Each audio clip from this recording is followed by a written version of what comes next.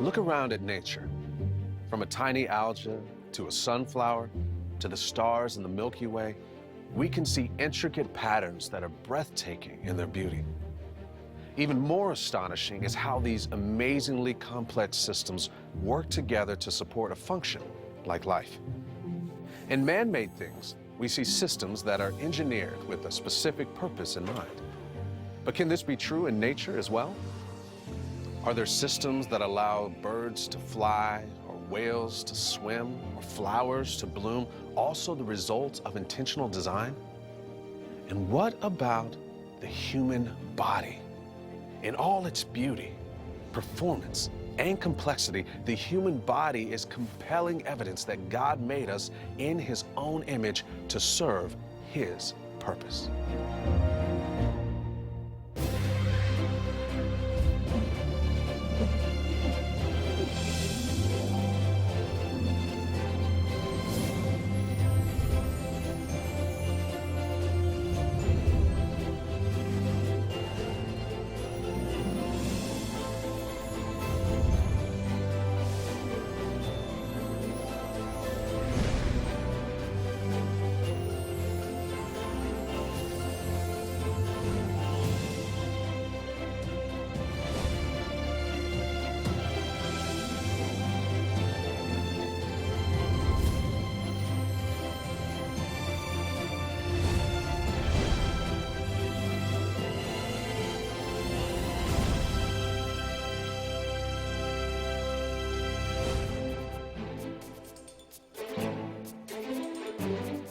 As Christians, we believe the Bible plainly says that God specifically created us.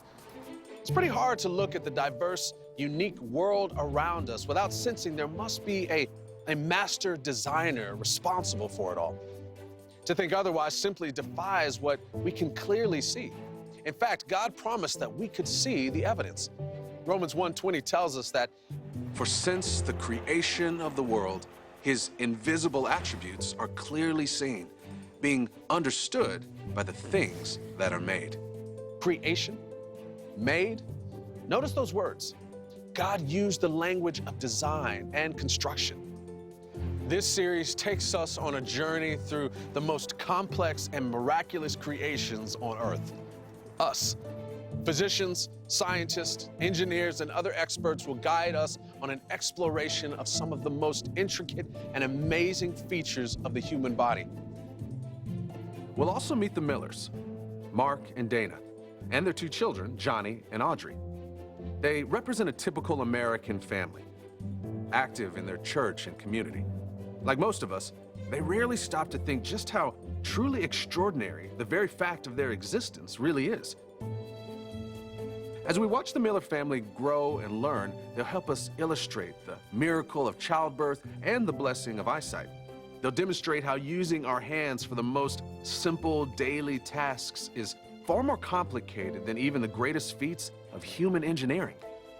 And we'll learn how the systems of our body make it possible for us to live and breathe and accomplish extraordinary things that only humans can do.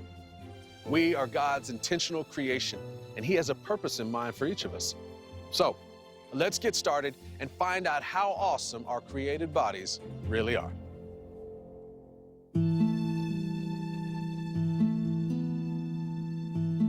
How can you tell the difference between something that is designed versus something that came together naturally, like the pattern of fallen leaves or clouds in the sky?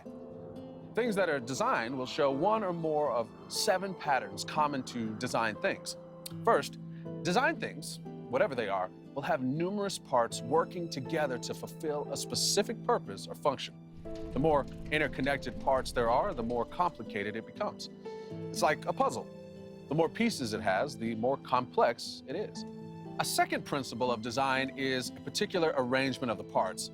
For a thing to work as a whole, all the parts must be present and must be specifically arranged. The only way to get the whole picture is for all the puzzle pieces to fit together in the right arrangement.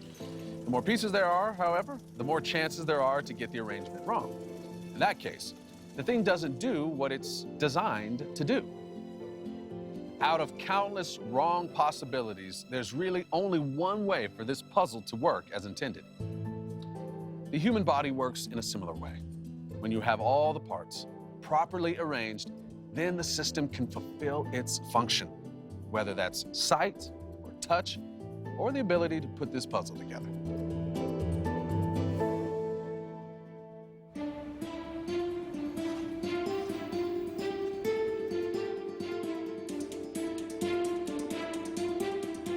There are other characteristics of design that always come from the mind of an intelligent designer. Let's compare it to something that we can all relate to, a bicycle. Now, most of us learned to ride a bicycle when we were just kids, so we probably haven't really stopped to think about what a cool product of engineering it is. But the way a bicycle is designed takes advantage of physics along with the structure and energy potential of our bodies. And it all comes together with the purpose of getting us from one place to another. In addition to having purpose and a specific arrangement of parts, a bicycle will also feature these additional design requirements. Number 3, proper alignment. If the wheels aren't in alignment with the frame, your bike will wobble and your tires will rub up against the frame. Number 4 is precise timing. If the gears don't fit into the chain at just the right time, you won't get any forward movement. Characteristic number 5 is exact dimensions and shape. The frame is structured to distribute the rider's weight evenly between front and back wheels. And of course, the circular shape of the tires and the wheels is what makes it work. Number 6 is a tight fit. If you've ever had a chain on your bike loosen up or the gears slip, you'll find it requires much more energy to ride it, or you can't ride it at all. And finally, characteristic number 7 is a definite sequence for correct assembly. You can't put the wheels on before the frame is built.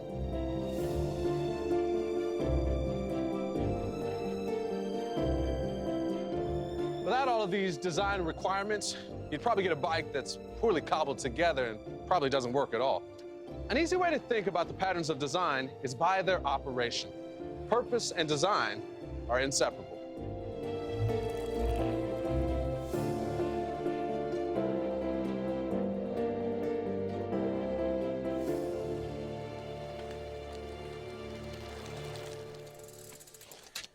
You know, an architect wouldn't try to design a building without first knowing its purpose.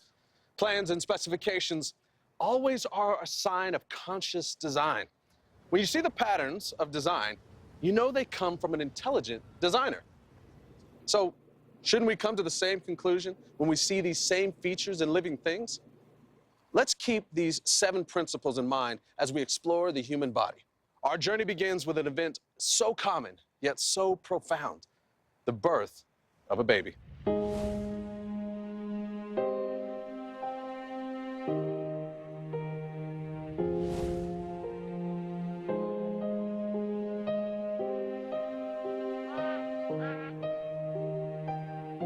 Human development is a perfect example of multiple parts working together for a purpose. It illustrates a principle called all or nothing unity. In living organisms, all or nothing unity means that unless all of the critical parts are in the right place at the right time and in the right amount, none of the expected function is attained. It never implies that every part is absolutely essential. For instance, we can live without an appendix, but you certainly can't live without your brain, and you certainly can't live without your heart. So we need all of those parts together, or you do not get the function that was originally planned for that system. But with reproduction, you have to have all of the parts from mom and dad and baby in at the right place at the right time, or nothing can reproduce. And if you can't reproduce, you do not get a second generation to get it right. And you know, the Bible was pretty insightful when it mentioned way back in Genesis chapter 1 about living things whose seed was in itself.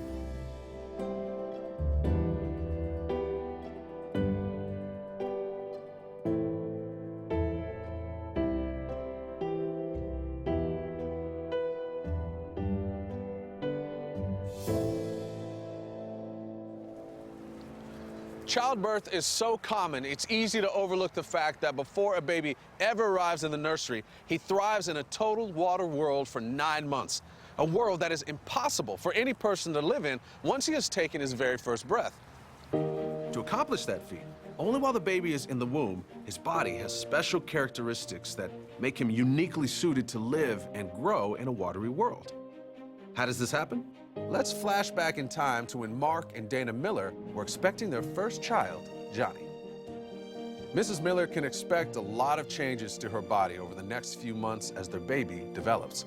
During pregnancy, the arteries and veins of a mother and her baby must somehow connect to ensure that the baby receives all the sustenance he needs to grow.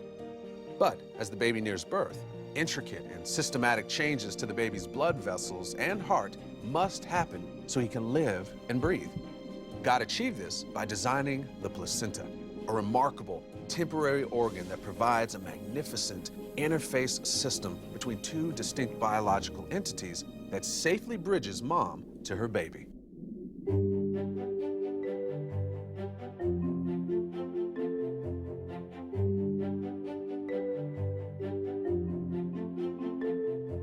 Before we are born, we obtain all the nutrients and oxygen we need to grow and to develop from the mother's body through the placenta.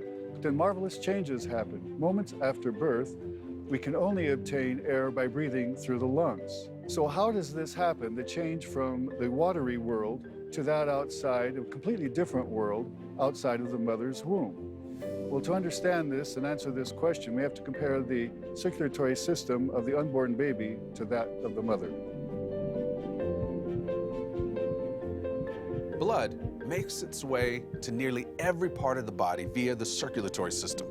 Its main feature is the heart. That, on a really simple level, is a pump. With every beat, your heart contracts, pushing blood out and circulating it throughout your body, including your lungs, where it picks up a fresh supply of oxygen. Did you know your body has nearly 60,000 miles of blood vessels? Your heart beats about 100,000 times a day, or about 36 million times per year. Your body contains about 5 quarts of blood, which circulate through the body on average 1 time per minute. Without this process happening every minute of every day of our entire lives, we cannot live. But before a baby is born, he lives inside his mother's body in water. So what's different for the baby in the womb? First, the baby must have a substitute lung. The placenta, which is a temporary organ that develops during pregnancy, fulfills this and many other functions. Second, the circuit to the lungs must have a bypass, a connection between the artery that supplies blood to the body, the aorta, and the artery that carries blood to the lungs, the pulmonary artery, is called the ductus arteriosus. The ductus arteriosus is that bypass around the lungs. Third, the blood vessels must not only connect the placenta to the baby, but also they have to connect inside the baby from the point of attachment to permanent vessels that lead to and from the heart. The umbilical cord is the connection between the placenta and the unborn baby. It provides a bypass around the liver so that the oxygen and nutrient-rich blood can have the most direct route to the heart and brain. What this all means is that because an unborn baby is not ready to breathe air, only about 10% blood volume circulates through the lungs, which is just the right amount for the lungs to develop. There are also 2 other temporary routes that bypass the liver and provide a shortcut between the right and left sides of the baby's heart. The purpose of these detours is to get the main flow of oxygen-enriched blood directly and efficiently to the places where it is needed most, primarily the developing brain and heart. What's really amazing is that in the baby, unlike in the adult, the oxygen-rich blood and the oxygen-poor blood actually merge together in the same vein. It's a bit like 2 streams that flow into the same riverbed, running side by side, but without mixing a lot. Certain design features within the system function to control this blood flow in order to get the right amount of oxygen to the right places while the baby grows and develops. For about 9 months, the baby is pretty content in the underwater world of the womb. But then, everything changes. When Mrs. Miller starts to go into labor, the baby's world is set to radically change. Of course, God, the master designer, planned for that. He created the temporary structures in a way that provides the baby a safe transition out of the womb and into our world. As the time of birth draws near, the mother and child must go through great changes to prepare the baby for life on the outside to breathe air. By the end of the 7th month, special cells in the lungs are secreting a certain substance which helps to open up the lungs and keep them open when the time comes. So when it's time for the baby to be born, how does his little body know to take his first breath? There's these special detectors inside the umbilical cord which are especially sensitive to stresses. And they send signals to tiny little muscles surrounding the vessels, causing them to constrict and to clamp down, which limits the flow of blood from placenta to baby, causing an increase in the level of carbon dioxide. These special sensors inside a baby's body are able to detect that increase in carbon dioxide and sends a signal to baby's brain, which is then sent to baby's lungs, saying, take a breath, take a breath. And of course, after that cord is cut, then that flow of oxygen stops, that carbon dioxide level increases, sending that irresistible urge for baby to take its very first breath. Johnny's first breath starts irreversible changes for his life in a new world. In the one critical minute after delivery, his body initiates structural changes that make him able to survive in a radically different environment. Once the baby's lungs are inflated, the pressures necessary to pump blood through the lungs drop 90% from the levels they were in the womb. The pressure in the right side of the heart immediately drops well below the pressure in the left side. This pressure change shuts the trap door between the right and left sides of the heart. Later on, cells begin to grow over the edges of the valve, permanently closing up the temporary opening. Less than a minute after birth, the cessation of flow through the umbilical vein and arteries and the higher levels of oxygen in the blood triggering certain chemical reactions close down the umbilical vein and arteries and the bypass around the liver. The very same factor that helps cause the arteries in the lungs to open up also helps cause the bypass around the lungs to close down, and rather quickly. That is the increase in oxygen levels with the onset of breathing. The other main factor in closing down the bypass around the lungs is the lack of that molecule produced in the placenta caused by clamping of the umbilical cord. Its job is to keep the bypass open until delivery has been accomplished. When Johnny takes his first breath, blood starts flowing along the new circuit where it picks up fresh oxygen. Within 30 minutes, all temporary bypasses, including the trap door between the right and left sides of the heart, close up. Within 1 or 2 days, the bypasses are closed for good. Johnny has successfully transitioned out of his 9-month temporary water world to his new and permanent air-filled home. The way the circulatory system of the unborn baby is able to swiftly transform itself to purposefully suit the newborn baby displays all the characteristics of an intentional and well-designed system. Numerous parts with precise dimensions and a particular arrangement working together for a specific purpose with a definite sequence and precise timing. That kind of complexity doesn't happen by accident. Fortunately, for the vast majority of births, things proceed along normally. And within 1 or 2 days, all of those functional anatomical differences between baby and mom are essentially closed, and baby is well on its way towards living this fully functional life, growing from a child to an adult. Of course, we want all babies to be born in perfect health. But unfortunately, this isn't always the case. Some babies are born with health problems that may stay with them for life. But regardless of the baby's health, every birth is a miracle and a blessing. As the psalmist says in Psalm 127:3 and 5, children are a heritage from the Lord. The fruit of the womb is a reward. Happy is the man who has his quiver full of them. It is simply amazing. The very structures that are absolutely essential for a baby to live and develop inside the womb are absolutely incompatible with life outside the womb. Think about it from a design perspective. To get a heart transplanted from one person to live inside someone else is a truly incredible technological achievement. It takes a room full of sophisticated equipment and highly trained doctors. Imagine then what kind of master engineer it took to design a system in which a whole person lives inside another person for 9 months. Childbirth is so common, but so mind-blowing when you really think about it. Mothers and babies' independent systems fit together perfectly to sustain the baby as his body develops itself in the womb. And then a series of miraculous changes happen. The intertwined systems delicately unravel and the baby is born. What can be more astonishing than that? In the miracle of reproduction, God shows evidence of His presence and His plans for us. As the psalmist proclaims to God in Psalm 139, 15 through 16, "My frame was not hidden from you when I was made in secret. Your eyes saw my substance being yet unformed, and in your book they all were written, the days fashioned for me." What a remarkable technological achievement. Human engineers could only dream of coming up with something where a person could live inside another person, an entire watery world, and have everything change in one single breath. I'm just astounded by that. It allows me to fall in love with the Lord in a much deeper way. The Bible says that the Lord knows us long before we're ever born, and it also indicates that He's very interested in our development.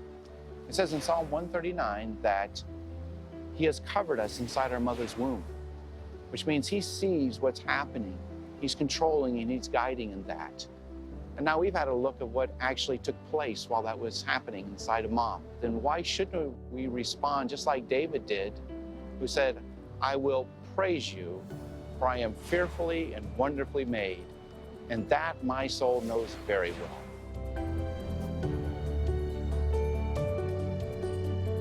That a baby in the womb can undergo such miraculous and rapid changes to live in our world is surely evidence of God's special love for us and must certainly indicate that He has a special purpose for us.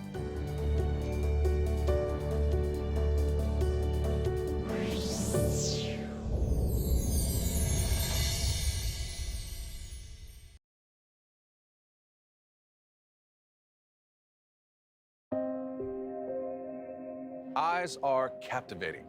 Perhaps more than any other feature, our eyes make us unique. The color and the shape of our eyes help define what we look like. But the eyes can also tell others about how we're feeling. In his epic poem based on the book of Genesis, the 16th century French poet Desbartes described the eyes as windows of the soul. They convey symbolic meaning and unconscious body language. You can often look into someone's eyes and tell if they're trustworthy or telling a lie, whether they're bored or excited.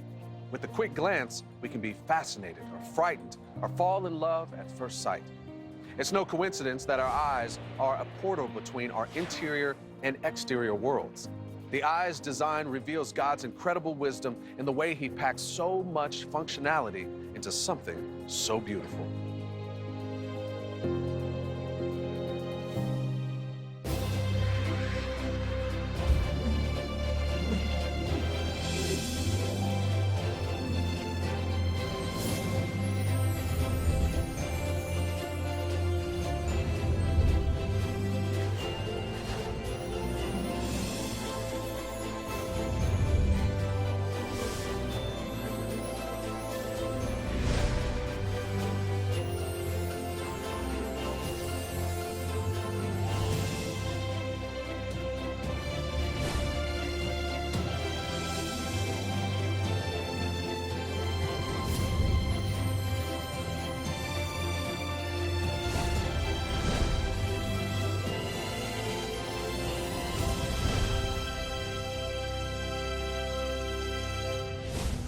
Today, we're going to take a look at the human eye.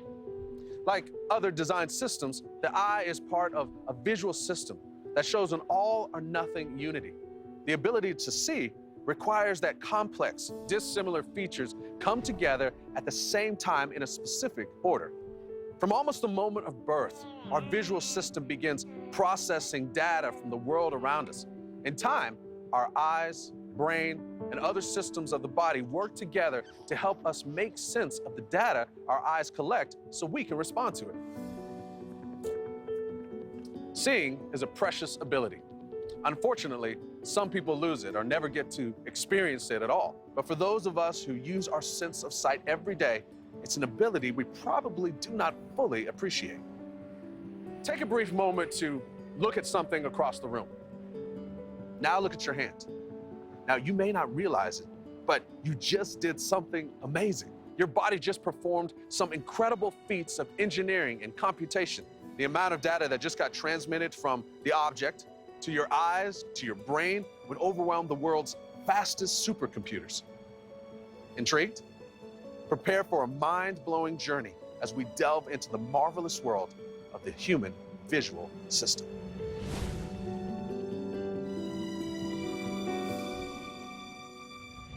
Great design follows its intended purpose. The purpose of the visual system is to allow us to see.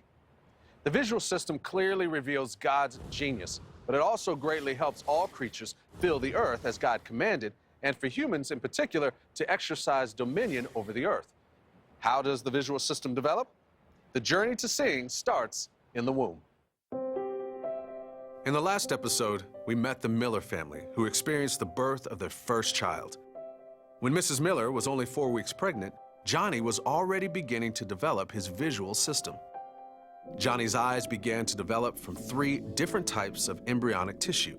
Just like a well-choreographed ballet, at just the right times, these different tissues bend, fold, and cup themselves to form the spherical eyeball and all of its components.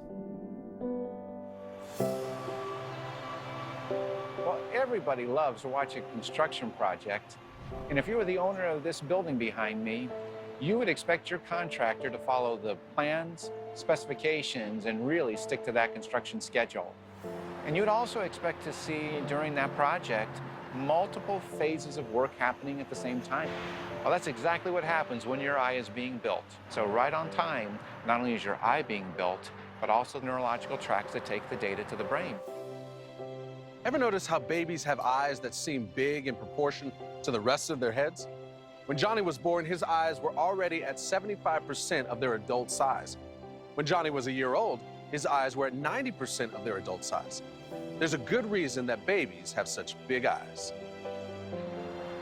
Why?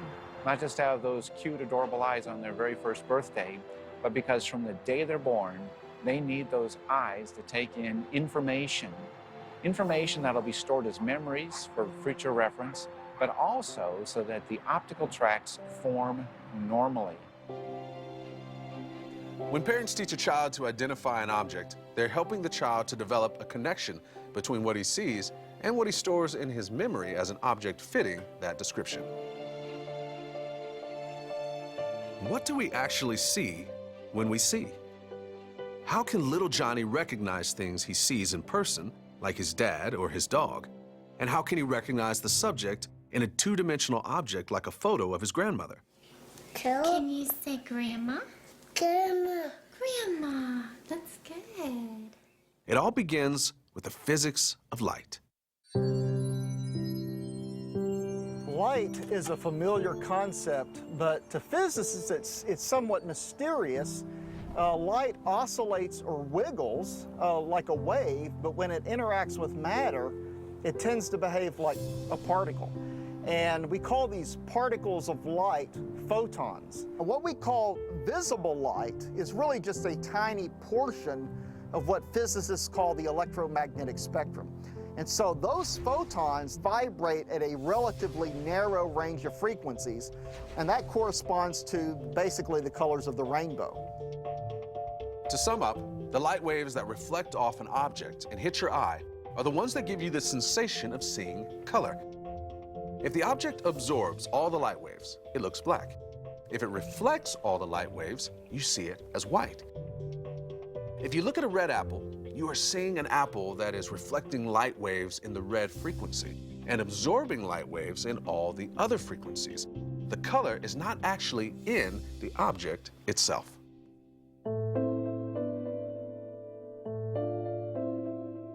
When Johnny sees visible colors, he's actually seeing variations in the absorption or reflection of different wavelengths of light on the object being illuminated. That's what's going on in the environment. So, what's happening in Johnny's head? You know, most people don't even realize what it takes to actually see something. It happens so automatically with us. We look at each other and we see a person, we see a building, we see things. But that's actually a perception that's happening in our brain. Your eyes are collecting large amounts of data, and your brain is rapidly trying to match that data to, of all things, your memories. It's looking for a pattern to match it up to. As it's making those rapid matches, you get that sense, that perception of actually seeing things. When the Lord made the visual system in Adam, he also implanted the equivalent of memories that enabled him to recognize patterns. Your eyes are just part of a complex visual system that translates pure energy from light into data and then into information, all in a fraction of a second. This is the miracle of the visual system. There's nothing that can replace it. Unfortunately, the absence, malformation, or injury to any of the components of the visual system can create problems. Even when the eyeballs are perfectly healthy, a traumatic brain injury can cause someone to lose his sight. Let's explore how parts of the visual system fit together and work toward the same purpose, like all good design.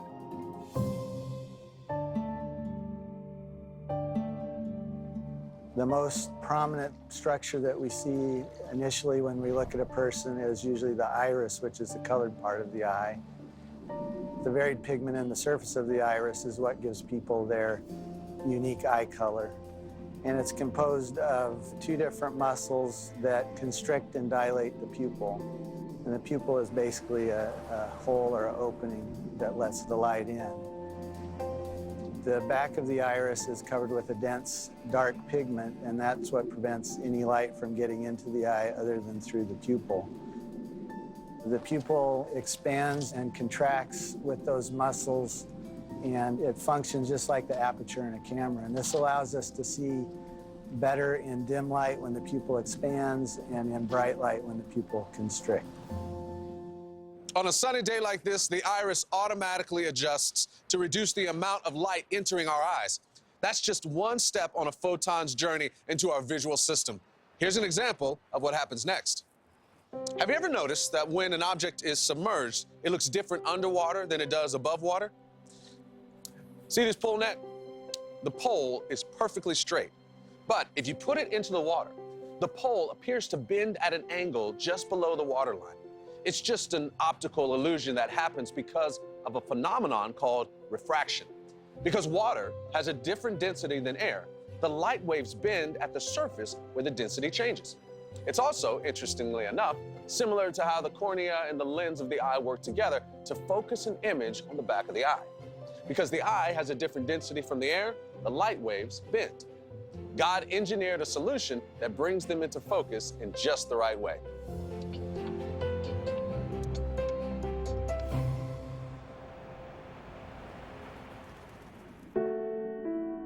So the cornea is the clear outer layer of the eye. It comprises about 1/6 of the total surface of the visible part of the eye. The cornea is made up of finely packed collagen. Collagen has to be finely packed in uniform layers to allow the light to pass through without any kind of aberration or blur. Also, the cornea is an avascular structure, meaning there's no blood vessels in the cornea. Blood vessels would also blur or cause aberrations in the light as it goes through, obscuring the vision and information that passes. Since the cornea is an avascular structure, it needs to get nourishment, and God designed a brilliant way to do this.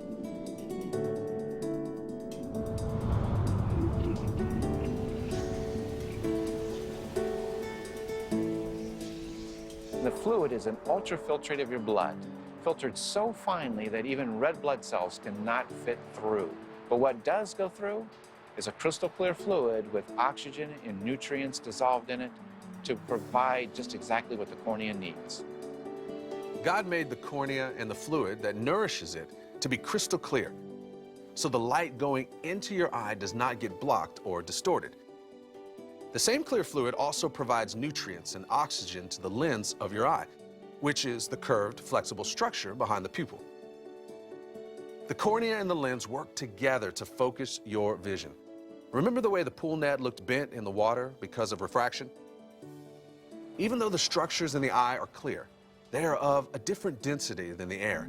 So the cornea helps to gather and focus the light waves toward the lens, and then the lens focuses the incoming light waves toward a single point at the back of the eye.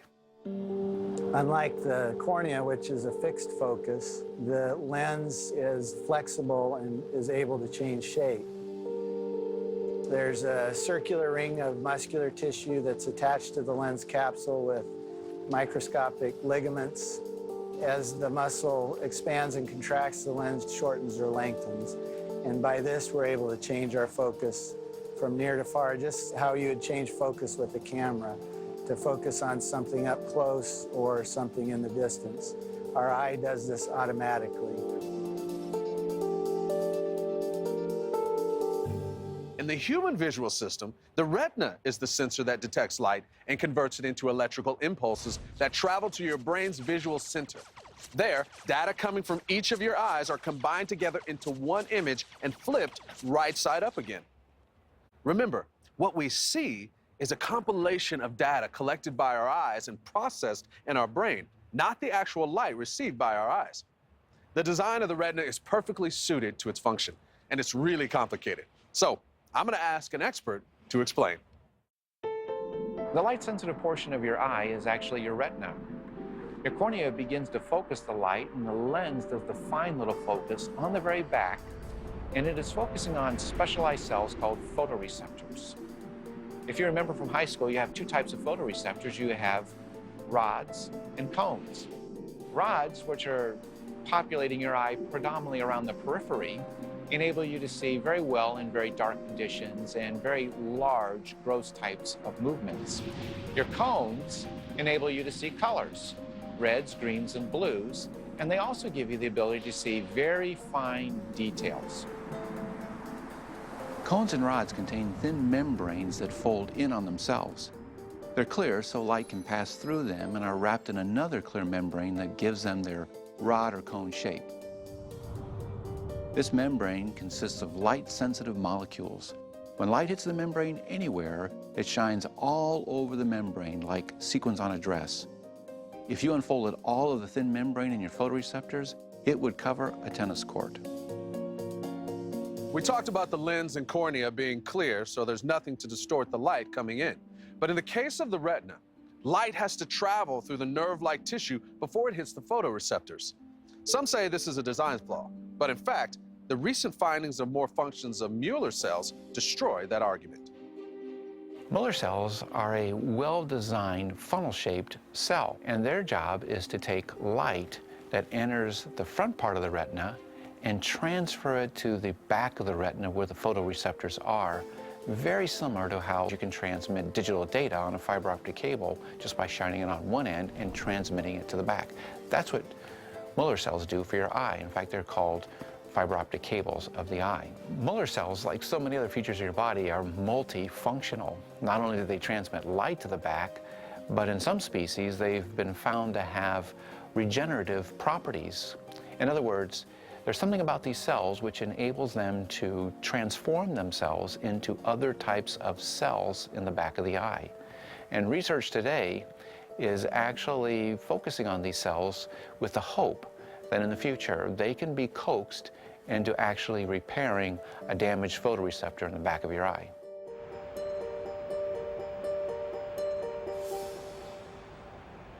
While structures like the eyelids are not part of the eyeball itself, they are critical parts of our visual system. They protect and help lubricate our eyes.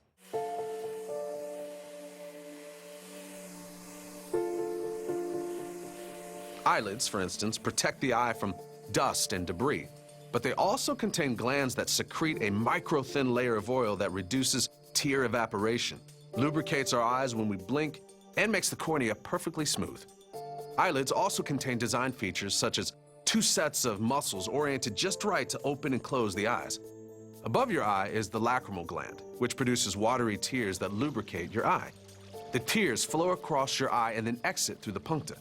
These are tiny holes in your eyelids near your nose. They act like drains that empty at the back of your throat. Just like when a plumbing system gets overwhelmed by rain. When you cry a lot, the tears can overflow the drain and start rolling down your face. Tears don't just lubricate our eyes, they also contain antibacterial enzymes and antibodies that fight germs. And here's something really remarkable. Only humans shed emotional tears. During times of severe emotional stress, molecules called enkephalins are released into your tears and absorbed by the eye tissue. They are natural drugs that give a euphoric effect, which explains why people often feel better after crying. So far, we've only touched on a few of the many complex parts working together to make up the human visual system. You can imagine how complicated that can be. But what's really amazing is how light entering your eyes is turned into data which your brain interprets as useful information. When Johnny was little, his mother was teaching him to recognize things like a toy, the dog, and grandma. Even more was going on in Johnny's visual system. She was helping him form memories and associations that would last Johnny a lifetime. Here on the softball field, a coach is helping the miller's neighbor, Emily, practice her batting skills. As Emily swings at the ball, an enormous amount of data is being transmitted instantaneously between her eyes and her brain. This enables her to identify the ball and take a swing that hopefully connects. What happens on a cellular level to let her see the ball, much less hit it, is incredible, complex, and the result of masterful engineering. How is it that anybody could even hit a baseball or actually see anything else? How does that all begin? Well, it begins with some light source, which is shining on an object, which reflects off that object and is detected by these photoreceptors in the back of your eye. That initiates a biochemical cascade, which is highly complicated, and I'm going to try to make it as simple as I can, but really complicated is as simple as it gets. Imagine you've got a bow and you're about to shoot an arrow. When you pull back on the string, you're adding potential energy to it. That instant, just before you release the string, is similar to the condition your eye is in just before a single photon of light hits it. As soon as one photon of light hits the photon receptor, pow! The string is released and the bow snaps back to the straight position, which detaches a molecule that detects the color of the light coming into your eyes. That molecule flies forward and hits another molecule, starting a chain of biochemical reactions that results in a slight electrical signal of about 40 millivolts being sent to the back part of your brain. That's how the photons get converted into chemical impulses that tell your brain what you are seeing. This signal goes on and off at a rate of about 20 to 30 times a second at the normal resting state, but can jump to hundreds of times per second depending on what you see. If that's what happens potentially hundreds of times per second, imagine the gazillion number of times it happens between the time Emily looks at the softball and takes a swing at it. The amount of data that gets transmitted through your visual system to your nervous system is truly beyond comprehension. You talk about something that is really well designed. The New York Times reported in 2010 the findings of a biophysicist who does research on the eye. I'm paraphrasing here, that the components of the eye are practically perfect. And then she talks about the parameters under which photoreceptors operate. She says that they're as good as they could possibly be within the laws of physics as we know them today. In other words, if you wanted to get an eye to operate better than it does now, you'd have to relocate to an alternate universe. I think that pretty much sums it up. Everything we humans know intuitively and by experience points to God's intentional design. The things the Lord has made are so astounding that He's made it easy for people to see Him as their creator. When you recognize these things as evidence of God's design, it's truly eye-opening. As the Bible says in Psalm 119:18, "Open my eyes that I may see wondrous things from your law." The eyes are literally a lens through which we bring the outer world into our inner world. God has given us this precious gift to see evidence of His presence every day, if we only open our eyes and open our hearts to marvel at the wonders of His design.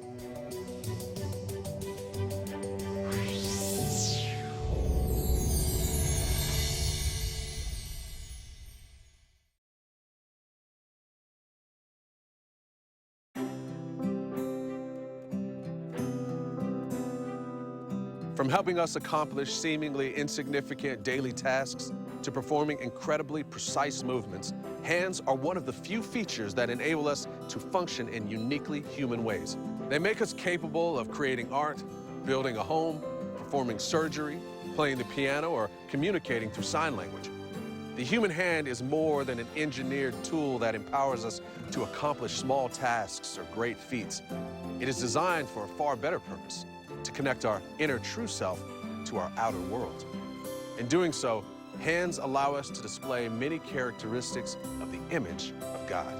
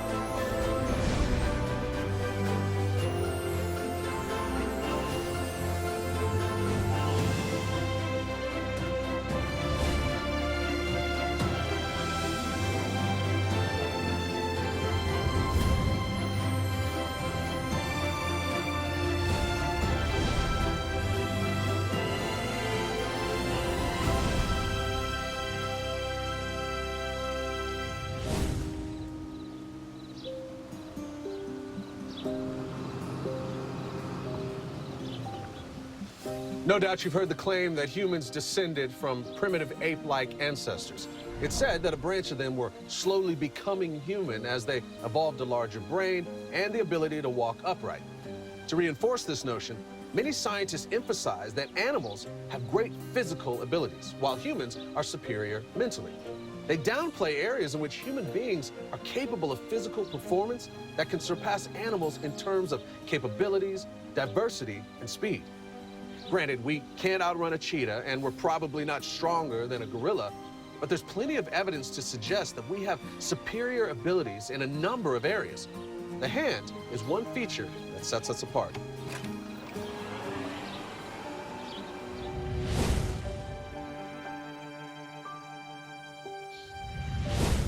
The first main reason that human hands are so distinct from animals is their use. And you see that every day, whatever you do with your hands, there's probably not an animal on Earth that can do that. A second main difference is structural. Even animals with a superficial similarity to human hands, like a primate, a gibbon, an ape, can't do what we can do because internally we have so many muscles controlling our hands that it lets us do unique things. We have a disproportionately large portion of our sensory and motor cortex devoted to just our hands. So all these things together let us use our hands in ways that are different from any animal on Earth. I'm no golf pro, but let's use the sport to explore the marvelous way our hands work. First, I use my fingers and thumb to put the tee in the ground with just a little bit of force. Then, more delicately, I use my fingers to put the ball on the tee. Just like that. Next is where the important part is. It's where my eyes, my brain, and my arms have to work together as a system so that when I take a swing, I'll hit the ball and make it go where I want it to go. To do this, I grasp the golf club, using my fingers to get a precise grip. I'll get more control if I press my thumb and my index finger together. Next, I use the club like an extension of my forearms when I swing at the ball. When my club is in the upright position, I need to make sure that I keep my thumb and my fingers pressed together and maintain consistent pressure in the right places when I swing. So, here we go.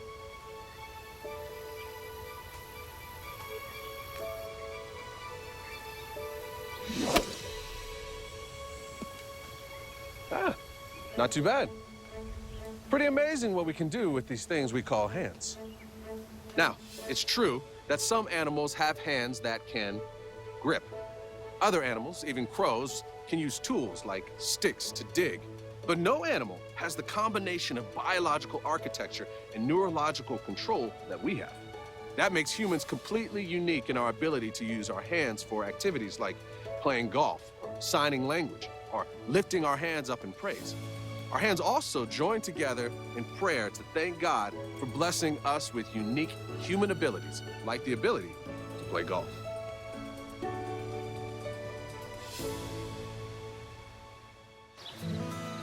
From a design perspective, the human hand shows an incredible amount of engineering that allows us humans to accomplish a variety of actions at the same time, like leading a child gently with one hand while carrying sacks of groceries, keys, and a cup of coffee in the other. Because of its brilliant God-given design, the human hand has inspired numerous inventions that try to mimic the way it works. Back in the 1950s in the United States, there was a great need for affordable housing, and the invention of a tool called a backhoe made construction faster and easier. Its strong, slender, two-part articulated arm made it ideal for digging. Very similar to a giant human finger.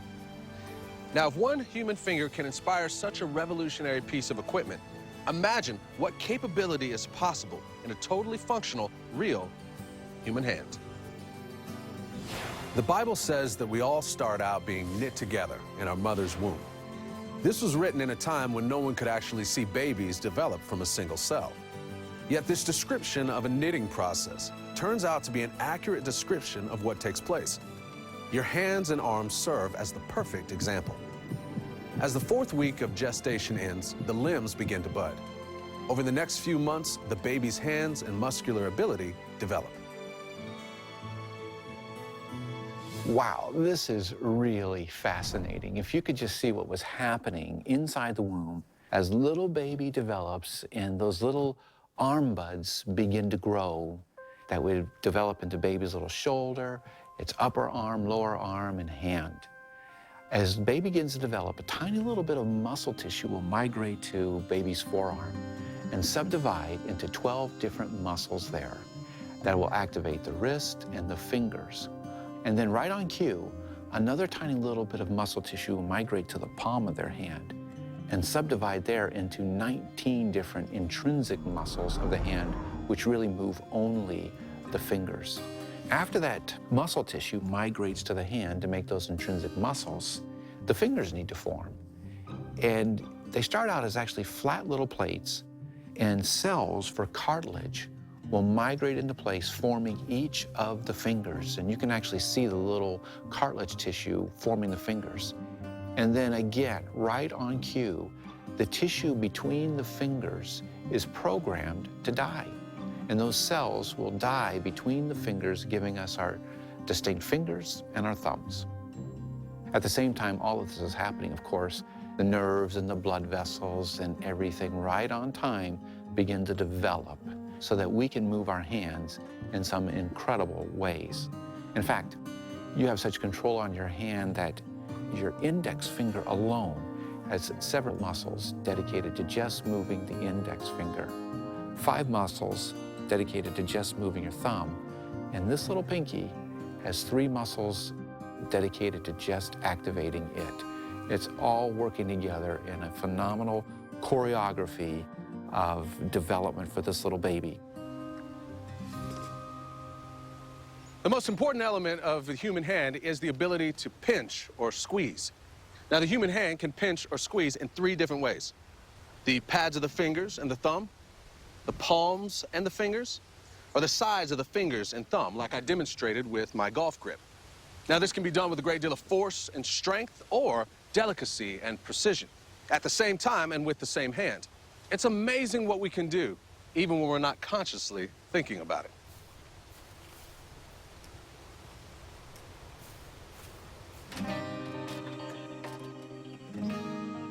So let's say you have 2 men painting a house. One of them's carrying the ladder, one of them's carrying the paint. The man carrying the ladder is exerting what's called a power grip. At the same time, the other painter is carrying the paint, and he's using what's called an endurance grip. You can, without thinking, manipulate your hands in a way that lets you do these really complicated movements and complicated functions without thinking about it. With the same hand that can undertake a power grip or an endurance grip, the painter can also paint the narrow trim of a window with exacting detail, like an artist applying paint to a canvas. Or he can use his fingers to pinch and remove a leaf stuck to the wet paint. So the ability for extremely precise control is unique to humans.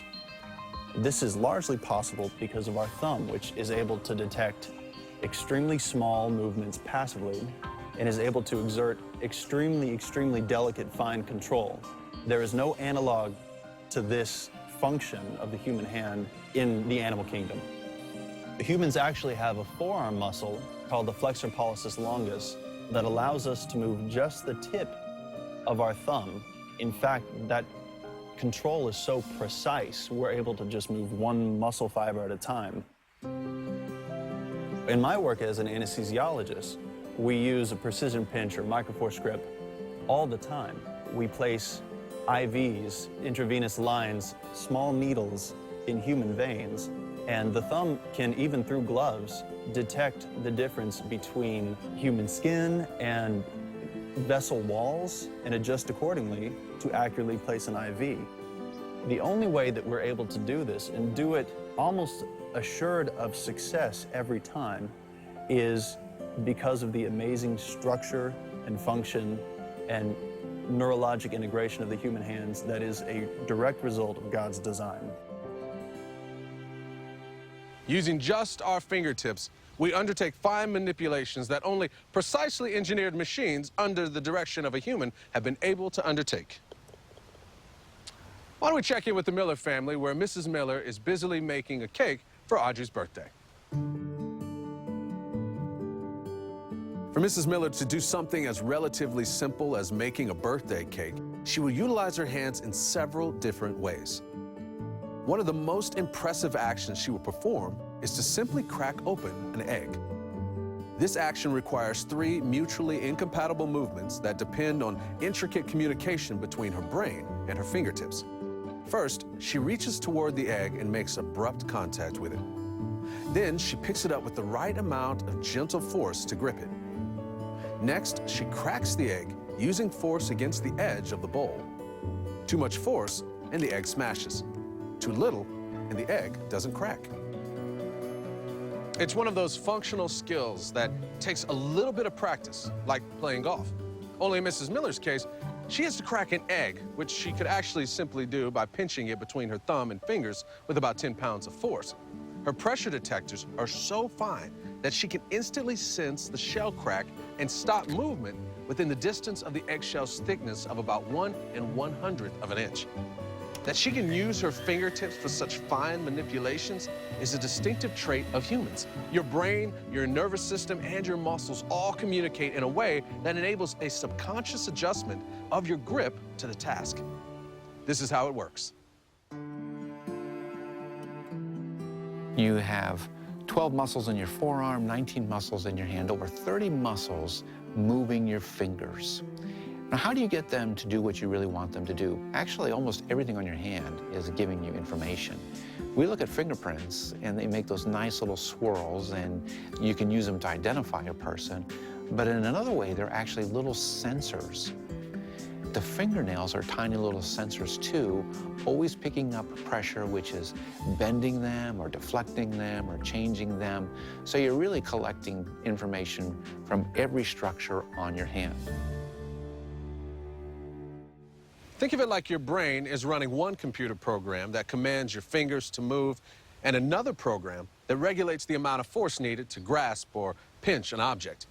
When you touch an object, the fingertips can sense things like its weight and size, and you immediately adjust your grip accordingly. That way, you're neither crushing an egg in your hand nor holding your golf club so loosely that you fling it down the course when you swing. Do you realize something that we take for granted all the time? Picking up a cup of coffee involves 3 mutually exclusive actions: the movement towards it, the pinch, and the pick.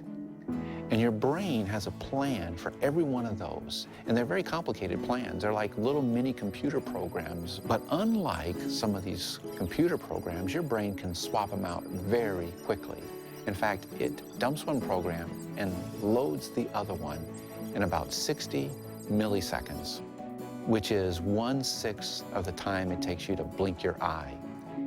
And more remarkably, in conjunction with your visual system, it holds back swapping out those programs until just 65 milliseconds before your fingers make contact with that coffee mug.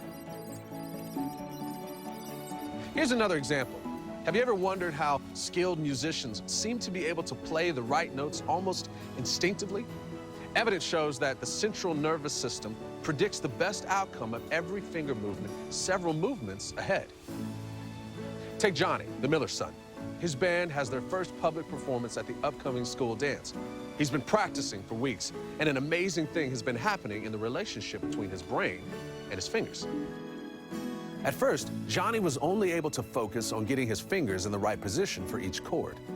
Over the past couple of weeks, he's been able to pick and strum faster and more precisely.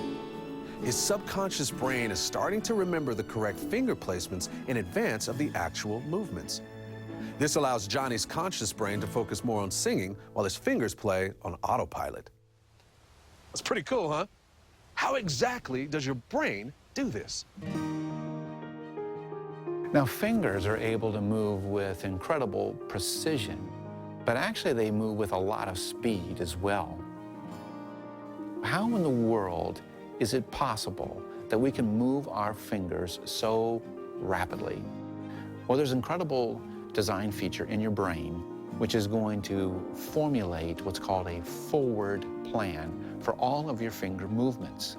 Now, the forward plan entails prescribing speed, direction, duration, pressure, intensity for every one of your finger movements well in advance of that finger movement. For instance, a concert pianist who's moving their fingers really, really fast can actually play 20 to 30 notes per second with each hand as quickly as 40 milliseconds apart.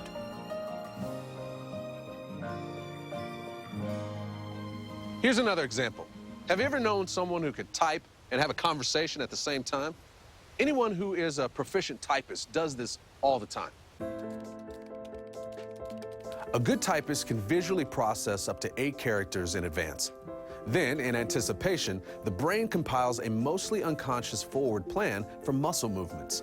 The plan will commit the finger muscles to an action about 3 characters in advance of actually striking the keys. Your forward plan is working in conjunction with the rest of your body. So it's developing the plan, but it is also getting some feedback on where your fingers are moving, and it can make a rapid adjustment on that. And it's not totally subconscious. You can have some conscious input into that plan as well. So if the pianist, at a whim, wants to play the notes harder or faster, he or she can update that plan within milliseconds.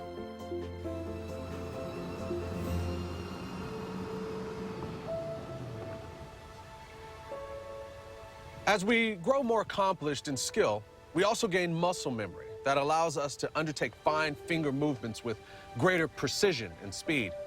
It's the difference between a child learning to play chopsticks and a concert pianist who can fluidly play a complex musical composition. It's that same muscle memory that hopefully someday will make me a better golfer. God has given us amazing abilities, and it shows how there is a purposeful plan to the design of hands and muscles. As amazing as human hands are as marvels of engineering, what they can accomplish is even more astounding. They connect us.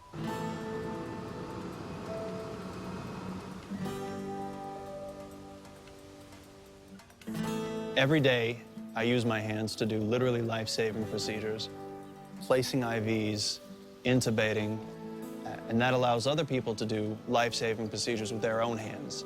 I can write, I can draw, I can build Legos with my boys, I can hold my baby girl. Our Creator has given all of us, through His design, the ability to do amazing things with our hands. Remember our 7 principles of design?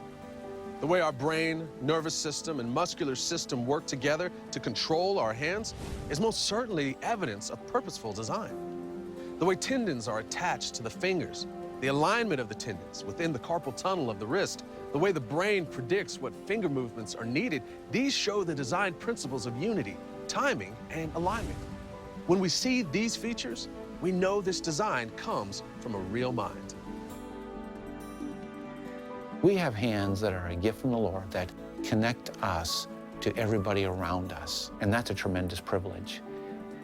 You know, we start to do that long before we're even born.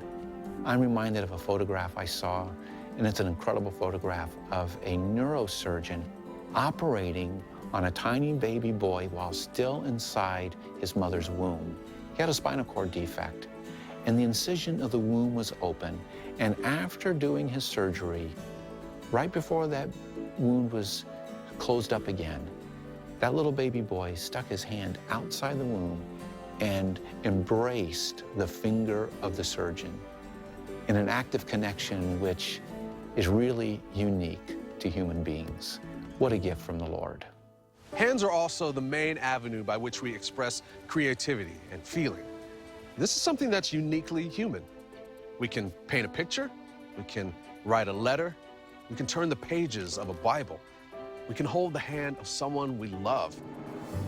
But man kissing his wife's hand does not care what the hand looks like. He cares about the person to whom it's connected. Hands are, without a doubt, a gift, but they are an incredibly designed gift. You know, human engineers can only dream of putting together something with the speed, capability, and durability that hands have. Can there be any doubt that God has endowed us with our uniquely human hands so we can fulfill the special purpose He has planned for us? Hands are a symbol of God's love. In Isaiah 41:10, He tells us, "Fear not, for I am with you. Be not dismayed, for I am your God. I will strengthen you. Yes, I will help you. I will uphold you with my righteous right hand." It is altogether fitting for the Lord Jesus to use the strength and awesome connecting power of hands to express His love. As we hold the hands of those we love, God guides us with His. As the psalmist wrote in Psalm 139:10, "Your hand shall lead me, and your right hand shall hold me." No doubt, the ability of our human hands is incredible. How much more incredible is the creator of those hands, the Lord Jesus Christ, who has designed us in His image and promised us eternal life if we place our faith in Him.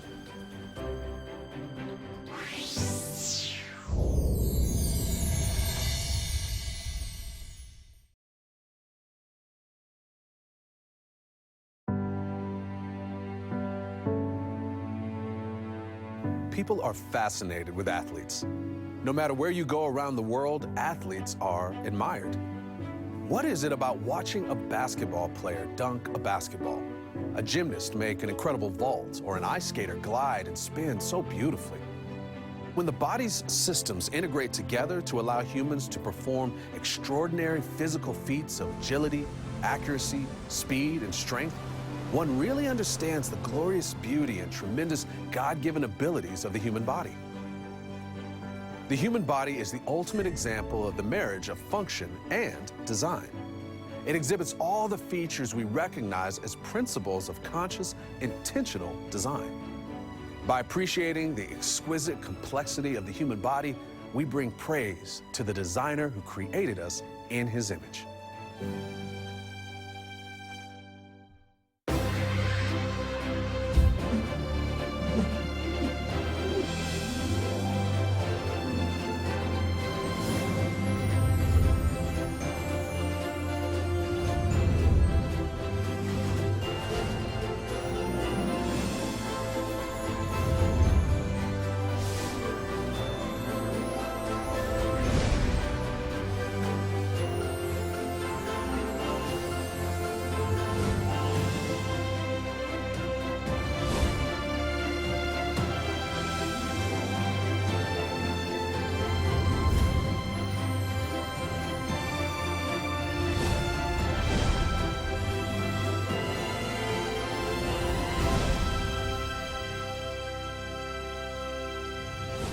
From ballerinas to basketball players, gymnasts to ice skaters, every day we see athletes excelling at their sports, showcasing how perfectly God engineered the human body.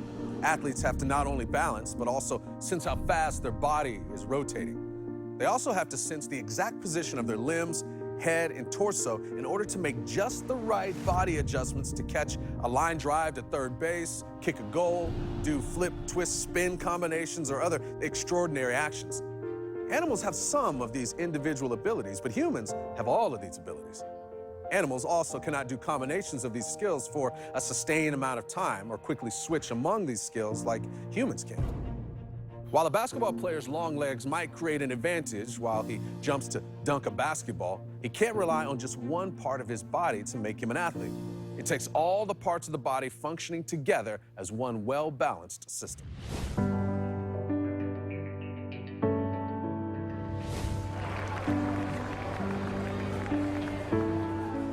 These baseball players are at the peak of their athletic abilities. Their talent didn't happen overnight, though. When they were just children, they were building the skills and muscle memory that make them top athletes today. While most of us aren't professional athletes, our bodies are still an excellent example of the complex designs God created. God made many different kinds of animals, but when he made humans, he only made one man and one woman, Adam and Eve. As Genesis 1:27 tells us, so God created man in his own image. In the image of God, he created him. Male and female, he created them. God sculpted and perfected us humans in his own image. While we look at elite athletes as a prime example of what the human body is capable of doing, the Bible tells us that each and every one of us is specifically and specially crafted by God and valuable, regardless of our physical capabilities. The complexity of our bodies is proof. What enables humans to be such great athletes? We recognize that any man-made machine doesn't just need the right parts, but also an indispensable control system to command its movements. Humans, too, need a control system. Control centers on the human body are innate, but just like man-made control centers, they have to have three essential components. The first is a sensor or detector to gather information or data of your surroundings. And that data is transmitted to a logic center, which is pre-programmed with logic that says, if this condition, then do that. And then, of course, you have to be able to make the changes, so you have to have an output component to it. That is absolutely essential for any type of control system. If any one of those components are missing, you cannot get the control that you're looking for. Human beings have these control centers by the thousands all over your body. Because the first thing to do if you want to control your body is to figure out where it is in space. And that's how your control centers initiate any type of control on your body. We humans are subject to physical forces like gravity, and we have to be able to orient ourselves with respect to our surroundings. We have to be able to have a sense of balance or equilibrium. In order to do that, we need to know whether we're moving, whether or not we're accelerating, whether or not we're spinning.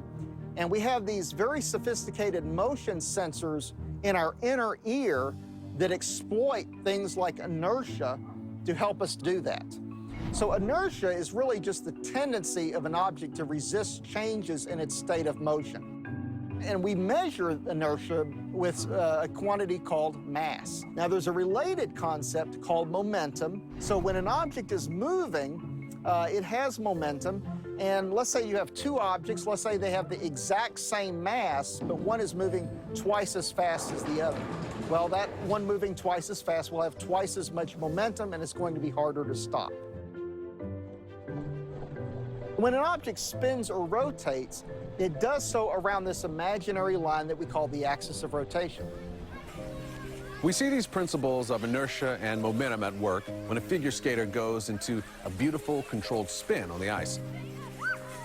When she wants to start spinning, she has to overcome inertia and coordinate her body movements to start spinning. But once she is spinning, she can actually make herself spin faster by bringing her arms and legs closer to her torso.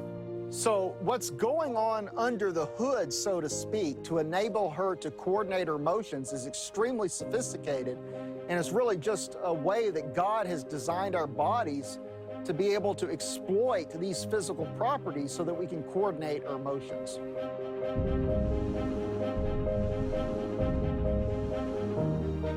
While athletes may consciously take advantage of momentum to gain better performance, God designed features into the human body so we can all take advantage of the physical laws that govern planet Earth. One way to explain all of this is through a game of baseball. A lot has to happen for a baseball player to see the ball, rotate his body to swing at it, run full speed ahead, and make an abrupt stop on base. The master control system gets information from sensors located in our inner ears that detect both the position and motion of our head.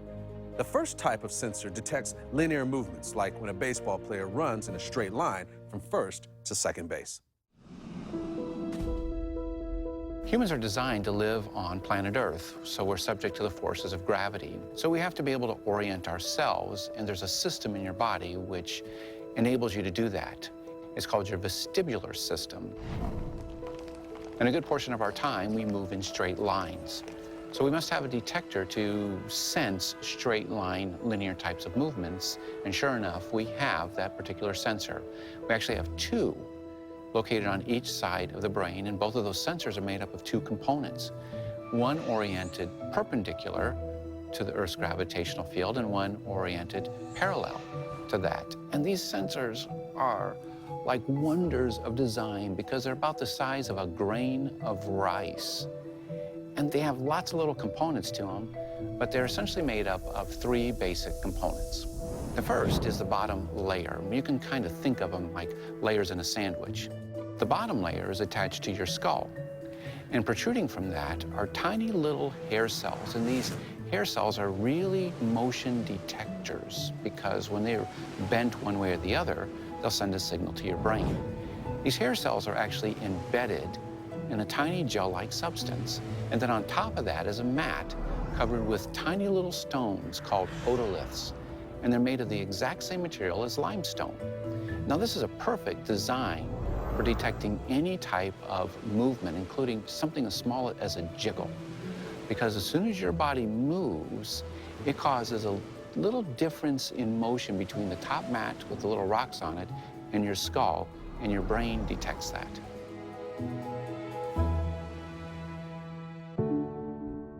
When you begin to accelerate, your skull moves forward, but that little mat of stones on the top stays in place for a moment. It's held back by inertia. But soon, after you move, it catches up with your skull, and then you don't get the feeling of accelerating anymore. Eventually, you'll stop. And when you stop, your skull stops, but the top layer continues to move forward based on the property of momentum. Both of these motions change the direction of those hair cells, which changes the types of signals being sent to your brain. So you get the feeling of accelerating when you start, decelerating when you stop, but in between, you don't really notice it, and that's a good thing because you don't want to be annoyed by that. You notice the same thing when we go in an elevator. You notice it initially when you start, but if you're going up many, many flights, you don't notice that anymore until you stop. That's all the work of your maculae. In addition to straight line movements, the body has sensors that detect rotary movements.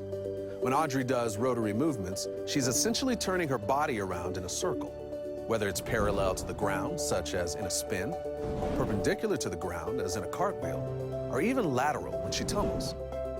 Thanks to these additional sensors in the inner ear, a seasoned gymnast can do a backflip and immediately regain her balance. Just more of God's wisdom built into our design.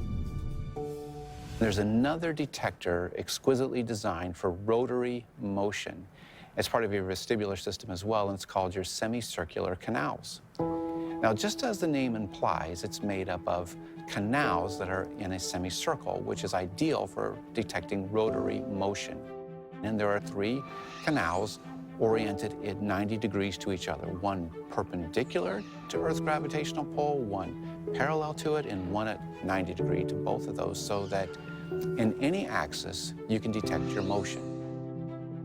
The outer part of the semicircular canal is embedded in your skull. It's lined by cells that make a fluid about the consistency of cooking oil. Think of it like this. Have you ever gone swimming and gotten water in your ear?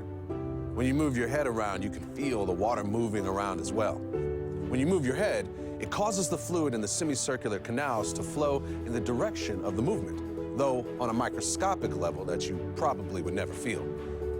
It's the movement of the fluid in your semicircular canals that triggers the motion detectors. Think of the sensors in the inner ear as complex mechanical, electrical, motion sensors that send signals right to our brains. The same sensors give Audrey the ability to regain her balance after a tumble. And they're the same sensors that help a fighter pilot regain his body's sense of orientation coming out of a barrel roll. Its clear, straight line and rotary sensors have multiple parts working together for a purpose. When we see that design feature in a mechanism, whether in living things or man-made things, all of human experience tells us that it is undoubtedly engineered. Here's an example. The LS-3 Alpha Dog robot pack mule. It was developed by the U.S. Marine Corps Warfighting Laboratory, and it required the expertise of some of the most brilliant robotics engineers in the world. It is a highly sophisticated example of a man-made automated entity with unified systems. Yet how does it compare to human systems? Its fabulous rotational sensor is not as capable as ours, even though it's much larger than a softball. Ours would easily fit into a bottle cap, and it's made up of components best seen in a microscope. This goes to show that it takes years of work and extremely intelligent minds to design and build something only partially comparable to a human body, or even a mule. Imagine then, a unified entity that shows incredibly complex engineering from day one. Only God can do that.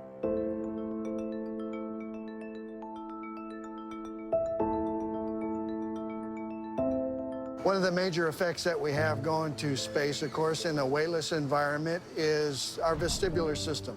Here on Earth, our vestibular system gives us a sense of up and down, and we use that with our muscles and our balance. Even with our eyes closed, we can tell, our brain knows what direction is up and what direction is down, and we can compensate for that. Roger, roll, Discovery. Discovery's roll maneuver is complete. It's now in a heads-down position on track for its flight to the International Space Station.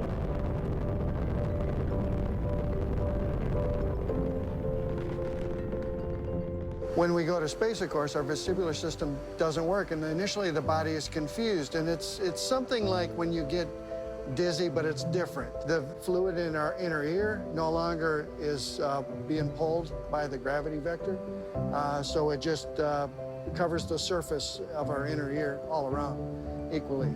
Now you're left with just your visual cues. Coming back and going through the readaptation to gravity and reintegrating the vestibular system certainly makes you appreciate that sense that our body has to be able to function normally on Earth. The human vestibular system is surely an example of biologically complex systems working together for a purpose. It senses our movements in space and transmits this data to the brain, which deciphers the data and sends signals to control our movements. Not only that, the way the semicircular canals are shaped and positioned at different angles so we can detect motion in any plane of space clearly shows the patterns of design. These sensors in the inner ear are important to our ability to walk or even lean over and tie our shoes without falling over. But they don't work by themselves. They have to coordinate with the brain. Remember when little Johnny was learning to identify daddy and dog and his grandmother from a photo? When Johnny later learned to play the guitar? Or when the coach helped Emily refine her skills at softball? All of these learning activities have been preparing them to coordinate the actions of whole groups of muscles. All of our systems have been working together long before we were born. They enable us to learn the skills and information we need to do the things we want to do. One major reason why athletes are so good at their sport is because they practice. Since the pitcher was just a kid in Little League, the premotor cortex has been storing thousands of plans that make it possible for him to vary his pitch according to the environment and situation. Here's what happens when it's the bottom of the ninth. The pitcher's team is up by 1 and the opponent's power hitter is at the plate. Professional ball players make throwing a pitch look really easy, but can you imagine the technology it would take for humans to build a robot that could throw a pitch like a ball player? That would be an incredible achievement. And indeed, even inside the pitcher's body, it's an incredible achievement because his brain has to manage 3 multiple systems all at once. He has to manage his musculoskeletal system, his visual system, and this vestibular system, all working together in order for him to look at the target and put the ball right on that target as his body rotates over 180 degrees. That data is sent to a part of his brain called the cerebellum, which, even though it's only about 10% of the size of your brain, it has over 50% of the neurons, because it's coordinating all of this data coming in from all of these different sensors. All of this pitching motion is happening incredibly fast. So as the pitcher rotates through his pitch, he's making one last check on all of the data. And data is being sent from basically head to toe, from all of his muscles and from his brain areas and from the vestibular system and the visual system. And that is controlling primarily now the muscles in his shoulder, arm, and hand. What's happening? His brain is modulating the force of which he is holding that ball primarily between his thumb, his index finger, and his second finger. And instead of gripping the ball, it's actually slowly loosening the grip on the ball in a very precisely controlled manner, so that as he swings that arm forward, the force that he's put into the ball actually pulls it out of his hand.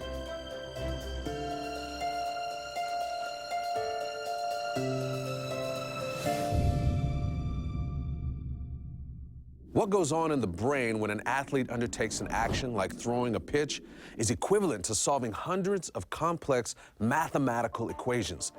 The data it manipulates in just 1 second would overwhelm the world's biggest and fastest supercomputers.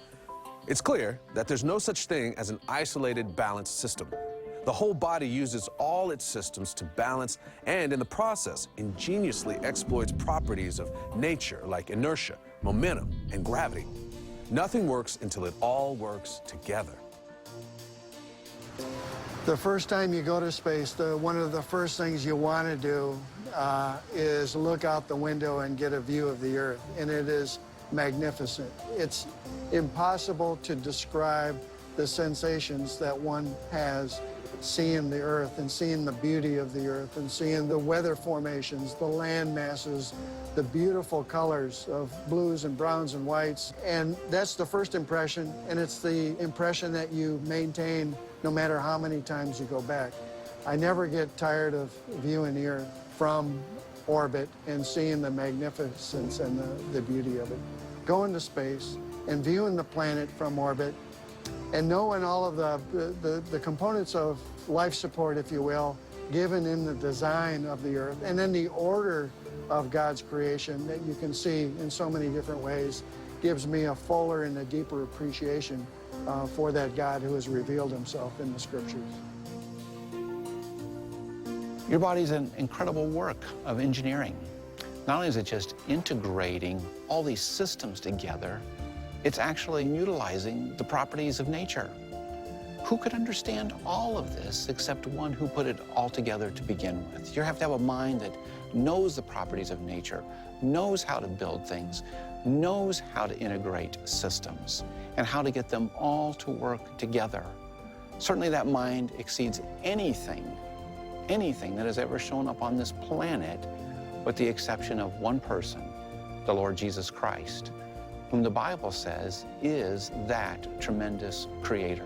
As a medical doctor and as an engineer, I just stand in awe of it.